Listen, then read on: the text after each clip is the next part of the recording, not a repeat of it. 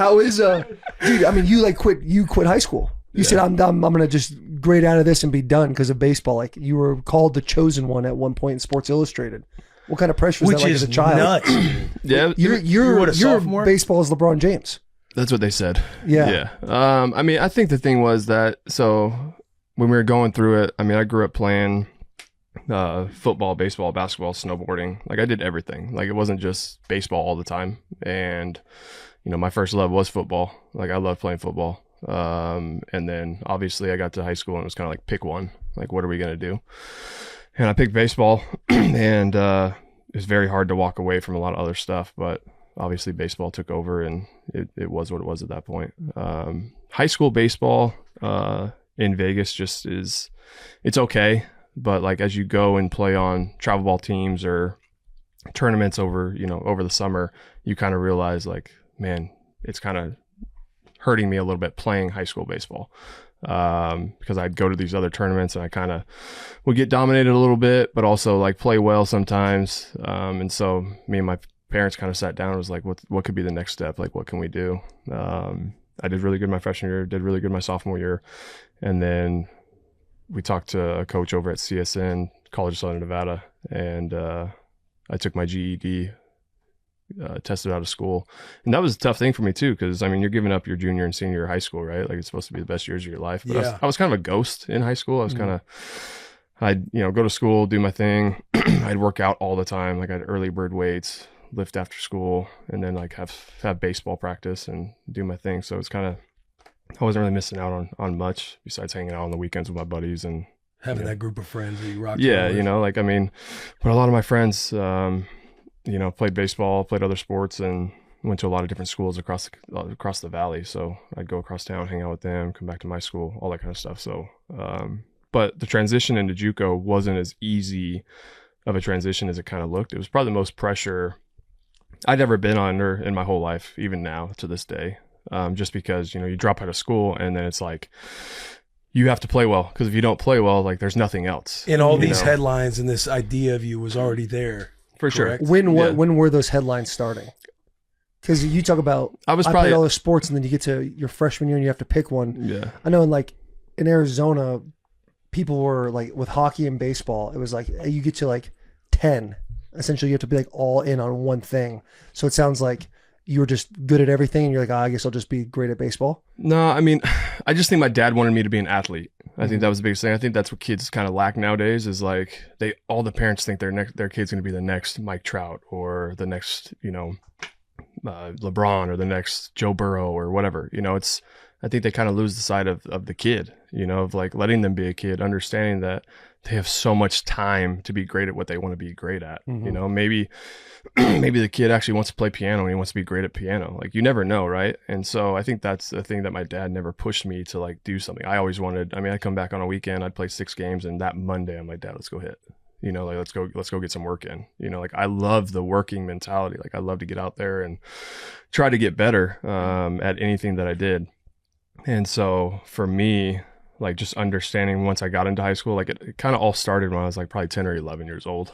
And by traveling around playing travel ball? Yeah. So my first competitive game I played at 7 against 10-year-olds. Like it was just like, I was very competitive from a very young age. And I wouldn't probably wish that on anybody, because like, obviously like I loved it, but I don't know if many people want to do it for that long, right? Some guys get burnt out or they don't want to do it anymore by the time they're 16. They're like, man, that's way too much baseball. I had so many buddies that were really good that got burnt out because their parents just hammered on them all the time instead of like hammer, love. Like I always think about that. Like my dad, like he'd hammer on me, but also he'd pull me aside and be like, hey, I love you, kid. Like this is what it's all about. Like this game might not last forever, but we're family, we're blood, we're all this kind of stuff. Like, so we're in this together kind of thing. That's awesome. And so, once I got to that point, I got into junior college, and like you said, like the Sports Illustrated came out, and that's kind of a blessing and a curse at the same time. It's really cool, right? Like you want to be on a Wheaties box, you want to have a Topps card, like it's like what you think about growing up as a kid. Like you want to be on Sports Illustrated and all that kind of stuff, but it comes with a sense of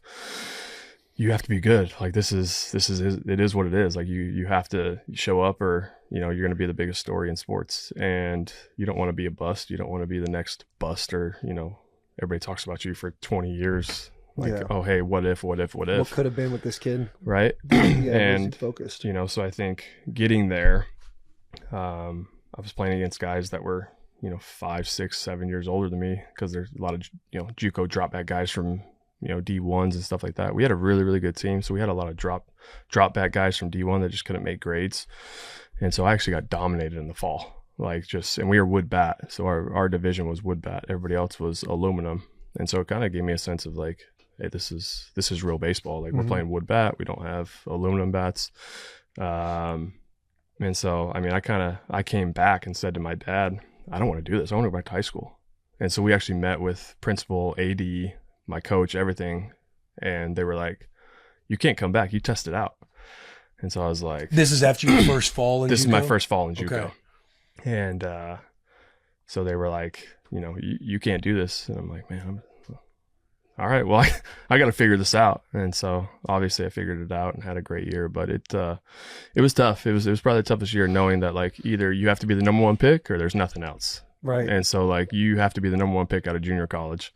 And thankfully I had a great coach, great guys around me. My brother played with us as well, so I had him all year. But had a lot of guys that had my back. And I think that was the biggest thing going in and playing against all these other teams and all these college guys was, you know, I got chirped at a lot, which was great. I loved it. You know, that was probably the best time. But yeah, I mean, a lot of guys came in and helped me a lot. And so it was nice to have a group around me that like kind of pushed me along as well, you know, because I don't think I would have got to where I needed to be without, you know.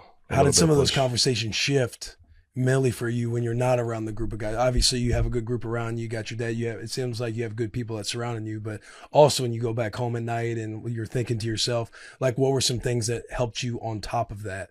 Because a lot of that self-talk stuff that athletes have and go through, I would assume too, it's like, yeah, you're around guys that are lifting you up and everything else, but when you're driving home and you're by yourself, like a shift has to happen, like, you know, from within, from yourself. Yeah, I mean, I think, you know, obviously I think like motivation, it comes and goes, right? But like having that determination to be great always has to be there no matter what. I think that's in life today too, right? Like, I mean, there's certain times where you do a job or you do certain things, you're like, man, dude, I got to get in there again, got to get it done. I mean, you guys know, like, season gets monotonous sometimes too, doing the same thing every single day all the time. And staying consistent. For sure, you have to stay consistent with what you do. So, I mean, consistency is key to being great every day. And so for me, like, good day, bad day, I had to be the same guy because we had, you know, 1,000 scouts at every game. Like, I obviously was 17 years old and made a lot of mistakes when I was 16, 17, 18 years old. It just is what it is, right? Mm-hmm. High school kid, on the field, off the field, like, it is what it is. But for me, like, understanding, like, this is what I have to do. This is the dream. If I don't do it, then I'll be working with my dad side by side, you know, building hotels in Vegas. And that's not terrible, but like, it's not the dream that I had for myself. Yeah. So